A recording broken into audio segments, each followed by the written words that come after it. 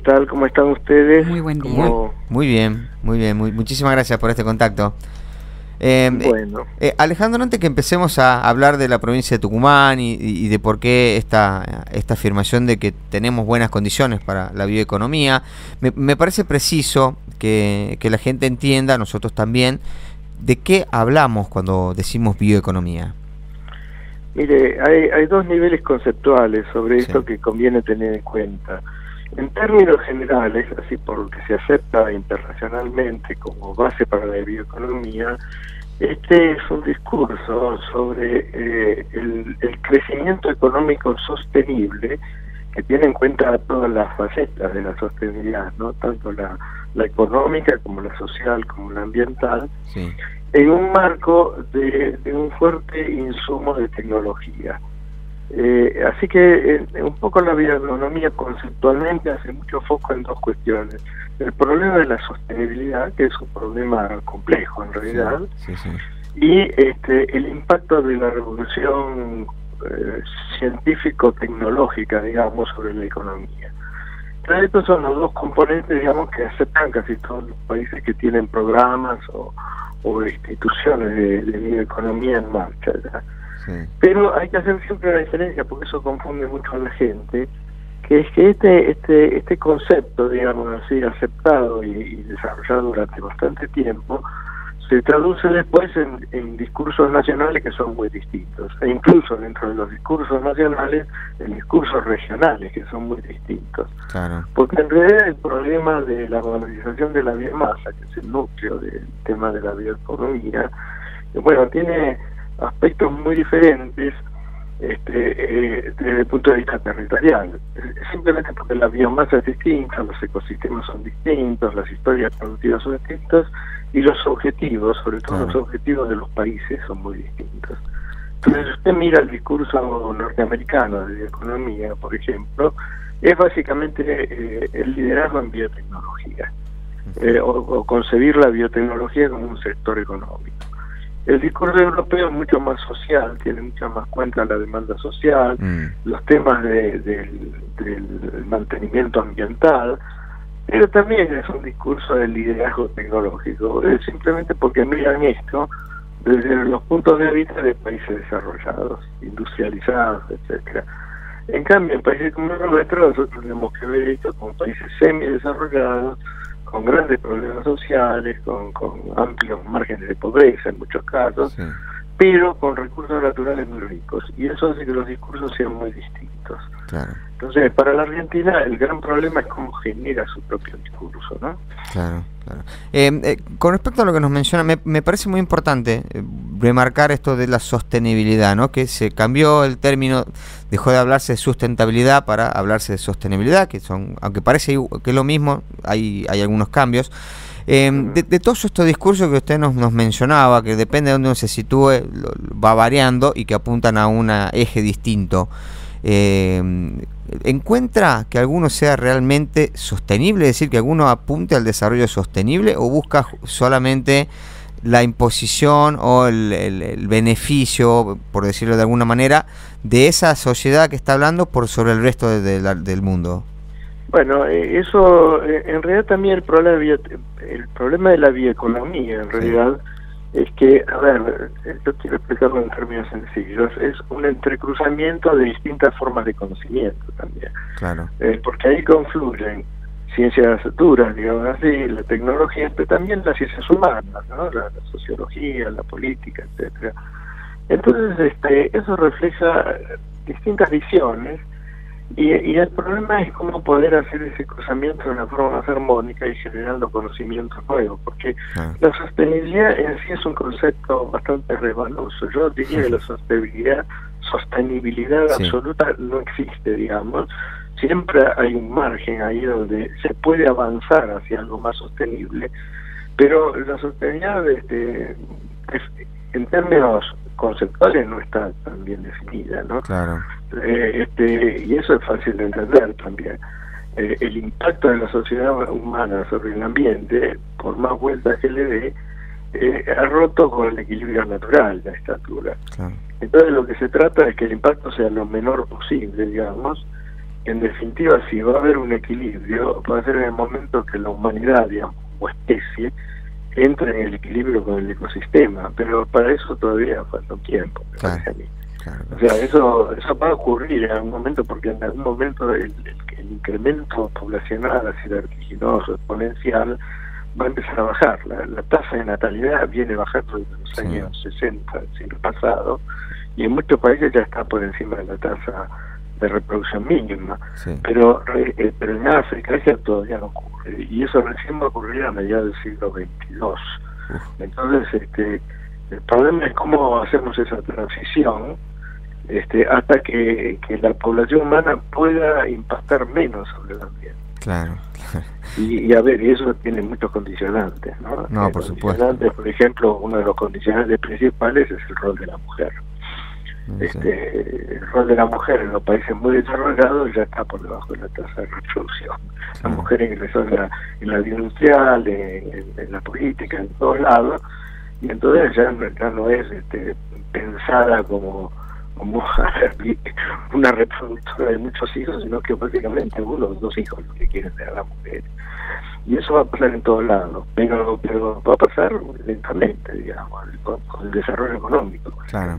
O sea, lo que nos está mencionando, porque lo que menciona de la participación de la mujer, etcétera,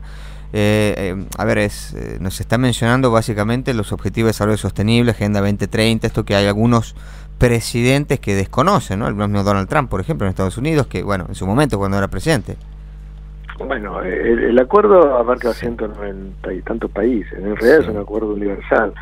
Lo que pasa es que con estos temas siempre pasa lo mismo. Una cosa es generar un discurso universal y un acuerdo universal, después hay que traducirlo en elecciones y en discursos nacionales, ¿no? Claro. Aparte es muy bueno, yo me llevo del primero de los objetivos, ¿no? De los 17, que es el fin de la pobreza. Estamos cada vez más lejos, ni siquiera estamos más cerca, digamos. No, y eso tuvo mucho que ver la pandemia, pero también los conflictos, ¿no? Conflictos por los recursos naturales, todas estas cosas que estamos viendo, ¿no? Los de Ucrania, los de China, los de, el Medio Oriente. En el fondo es una lucha por recursos. Claro. Aunque está muy ocultada por los hojarasca bélica, por la propaganda y por un montón de cosas más. Claro. Pero lo que estamos viendo es una transición económica hacia el polo asiático y hacia otro tipo de hegemonía o de polaridad que, bueno, todavía no está definida. Claro. Entonces eso afecta mucho un camino de desarrollo un poco más armónico, ¿no? Claro. Alejandro, volviendo al tema que iniciamos, Argentina. Y Tucumán, precisamente, Tucumán. ¿Qué potencialidades tiene nuestra provincia? Bueno, mire, por lo que yo veo y por lo que dicen los estudios, hay dos grandes estudios sobre el norte argentino. Uno lo empezó a hacer, yo no sé si usted sabe, pero yo estuve a cargo del GACTEC, del Gabinete Científico Tecnológico Nacional en el Ministerio de Ciencia y Tecnología. Ajá. Y ahí es donde empecé a trabajar con la bioeconomía. Eso pasó en el periodo 2012-2019, así que estuve como 8 años ahí trabajando en la Argentina. En ese periodo tomamos en el Ministerio el tema de bioeconomía y se pagó una asesoría nacional sobre el Gran Norte argentino. Y ahí están vistas las ventajas comparativas y las limitaciones de todas las provincias del norte argentino y en particular de Tucumán. El otro gran estudio lo está haciendo ahora el Consejo Federal de Inversiones, que también está trabajando con vistas a desarrollar un hub, un hub bioeconómico, o sea, que es el nodo central de actores principales, digamos, interesados en esto, tanto el sector público como privado, que después arrastran en forma de red a otros actores, digamos, ¿no? Pero el núcleo ese tiene por objeto, digamos, fijar prioridades políticas, discutir consensos, etcétera. Entonces el Consejo Federal está trabajando en eso, ya hizo una gran recolección de datos y bueno, avanza hacia tratar de impulsar esto en la provincia de Tucumán también. Claro. Esos son las dos bases de información, le digo, y son bastante completas. Y eso uno puede traer esto. Tucumán es fuerte en dos cuestiones. En la concentración industrial a partir de los ingenios, de los cítricos, de algunas digamos industrias regionales, digamos así, Y después en el tema de biotecnología, porque tiene un desarrollo importante a nivel de universidades, Instituto del CONICET, el obispo Colombres, que ha trabajado mucho en esto, digamos. El Real Obispo Colombres es mixto ahora, también tiene un núcleo CONICET adentro. Sí. Y otras instituciones. El CONICET tiene un centro científico tecnológico ahí que agrupa como a 10 institutos de CONICET, si yo no lo recuerdo, en los cuales hay algunos muy fuertes en aspectos de biotecnología. Claro. Y biotecnología es el núcleo tecnológico de la bioeconomía, digamos así. Abarca otras disciplinas como la ingeniería química, la química, las ciencias sociales, etcétera, pero digamos, el núcleo tecnológico de la biotecnología. Claro, claro. Así que lo que tiene Tucumán está bien dotado en estos dos aspectos y también en biodiversidad, porque Tucumán participa de las yungas y tiene territorios que son de altura, digamos, que tienen una biodiversidad propia. Sí. Siempre hay que pensar que la biodiversidad es la base de la biotecnología, en definitiva. Y eso es una fuerte base que otras provincias no tienen, ¿no?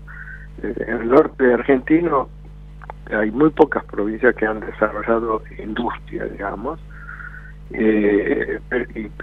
Ahí el problema es otro, básicamente cómo incorporar a los pequeños y medianos productores o las comunidades directamente a un esquema bioeconómico. Claro. Que es bastante más complicado, digamos. Bien. Ahora, si usted me dice cuáles son las debilidades de Tucumán, bueno, hay que constituir ese consorcio provincial que empiece a generar planificación. Claro, hay que darle el impulso, vendría a ser. Sí, que le dé el impulso, pero el problema es incorporar la política ahí siempre, ¿no? Porque uno tiene que trabajar con una umbrela política, alguien que haga decisiones y convoque, digamos. Claro, sí, se entiende. Y el otro aspecto que a mí siempre me parece importante, y en el cual hay estudios en Tucumán, es el aspecto de la planificación territorial. Sí. Eso tiene, sobre todo, aspectos de infraestructura, porque uno de los grandes problemas de la Argentina, yo digo, de toda la Argentina, es la débil infraestructura de transporte.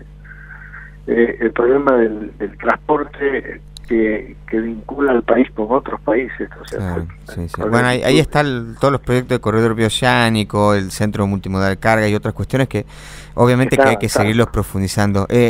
Alejandro, yo le quiero agradecer el tiempo, por supuesto toda la información, ha sido muy amable con nosotros. Bueno, perfecto, entonces yo estoy a disposición, cualquier cosa. Bien. No tiene más que Muchísimas gracias, que tenga un buen día. Gracias, buenos días. Hablábamos con Alejandro Mentaverri, director de Maestría en Bioeconomía del Instituto para el Desarrollo y la Producción Tecnológica.